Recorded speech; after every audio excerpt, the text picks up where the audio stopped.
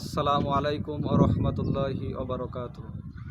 আলহামদুলিল্লাহি রাব্বিল আলামিন ওয়াসসালাতু ওয়াসসালামু আলা আশরাফিল আমবিয়াই ওয়াল মুরসালিন ওয়া আলা আলিহি ওয়া আসহাবিহি আজমাইন, আম্মা বাদ। প্রিয় দিনী ভাই এবং বোনেরা, আজকে আলোচনা করব ইসলামে কুরবানির বিধান, অর্থাৎ কুরবানি একজন ব্যক্তির উপর ফরজ, ওয়াজিব, সুন্নত নাকি মুস্তাহাব। ক্বাল আল্লাহু তাআলা ফি কিতাবিহিল কারীম, ইন্না আ'তাইনাকাল কাউসার ফাসল্লি লিরাব্বিকা ওয়ানহার ইন্না শানিআকা হুয়াল আবতার। আল্লাহ তাআলা পবিত্র কোরআনুল কারীমের মাঝে বলছেন, ফাসল্লি, হে রাসূল আপনি সালাত আদায় করুন, লিরাব্বিকা আপনার প্রতিপালকের জন্য, ওয়ানহার এবং কুরবানি করুন। এখানে ফাসল্লি সালাত আদায় করুন দ্বারা অনেক মুফাসসিরগণ বলেছেন যে ঈদের সলাত, কারণ আমরা জানি যেখানে কোরআনুল কারিমে বলা হয়েছে আকিমুস সালাত, সেখানেই বলা হয়েছে ওয়া আতুজ যাকাত, এবং 5 ওয়াক্ত সলাতের কথা কোরআনুল কারিমের অসংখ্য আয়াত দ্বারা প্রমাণিত হয়েছে। আর এখানে কুরবানির সাথে যেহেতু ঈদের নামাজের একটি সম্পর্ক রয়েছে, যার কারণে অনেক মুফাসসির বলেছেন যে এখানে ফাসল দ্বারা উদ্দেশ্য হলো ঈদের নামাজ। আল্লাহ বলছেন, নবী আপনি সলাত আদায় করুন এবং আপনার প্রতিপালকের জন্য কুরবানি করুন। যে কোরআনুল কারিমের এই নস থেকে আমরা বলতে পারি কুরবানি করা একজন মানুষের উপরে ওয়াজিব। এরপরে রাসূলুল্লাহ সাল্লাল্লাহু আলাইহি সাল্লামের একটি কওল আমরা হাদিস থেকে শুনি।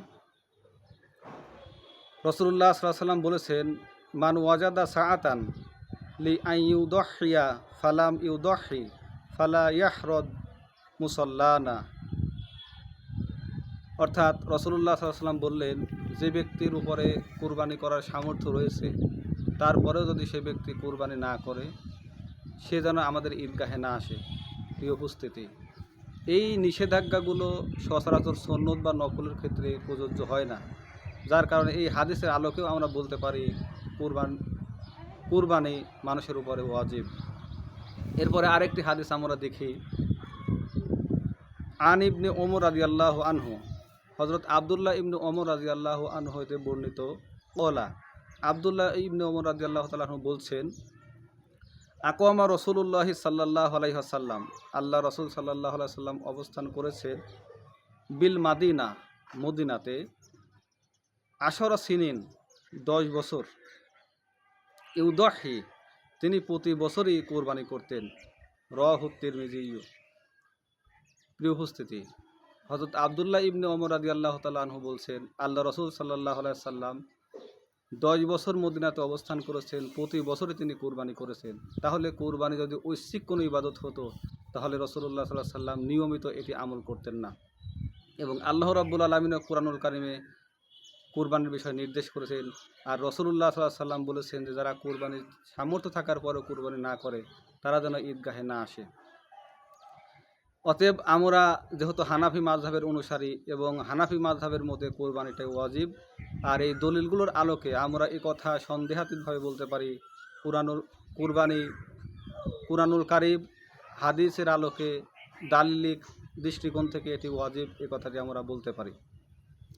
এরপর আরেকটি বিষয়, এই একই হাদিসের মধ্যে নবীজি বলেছেন, যার উপরে সামর্থ্য রয়েছে, সামর্থ্যবান, অর্থাৎ মান ওয়াজাদা সাআতান, যে ব্যক্তি সামর্থ্য রাখে, আল্লাহ তাআলা যাকে সামর্থ্য দিয়েছেন।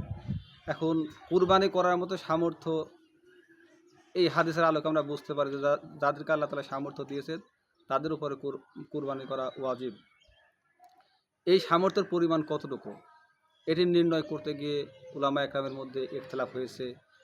অনেক উলামা একরাম বলেছেন, যে ব্যক্তি জিলহজ মাসের 10 তারিখ, অর্থাৎ জিলহজের 10, 11 এবং 12, যেই 3 দিন কুরবানি করা যায়, এই 3 দিনের মধ্যে যদি কোনো ব্যক্তি তার নিত্য প্রয়োজনীয় সমস্ত কিছু দিনাদায়িক বাদে একটি গরুর 7 ভাগের 1 ভাগ কুরবানি দেওয়ার মতো অর্থ তার নিকট থাকে, অথবা একটি ছাগল, খাসি, ভেড়া কুরবানি দেওয়ার মতো সামর্থ্য তার নিকট থাকে এই 3 দিনের মধ্যে, তাহলে তার উপর কুরবানি ওয়াজিব।